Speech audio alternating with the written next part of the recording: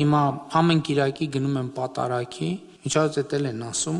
են, բա ինչի նախորդող շրջանով չի գնացել, հենց այդ նույն պատճառով, որովհետև եկեղեցու որոշ բարձրաստիճան պաշտոնյաներ իրենց գործողություններով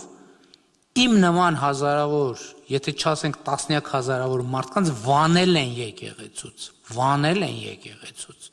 որովհետև մի անգամ, երկու անգամ չես կարա անդադ գնաս եւ այդ մթնոլորտի եւ այդ միջավայրի մեջ։ Այսքան խոսում են աղանդավորության մասին, բայց ամենամեծ աղանդավորը Կտրիչ Ներսյանն ու իր նեղ շրջապատն է, որովհետև աղանդը ի՞նչն է, հավատի եղծումն է, ճիշտ է, այսինքն հավատը նենգափոխելն է, հավատը նվազեցնելն է,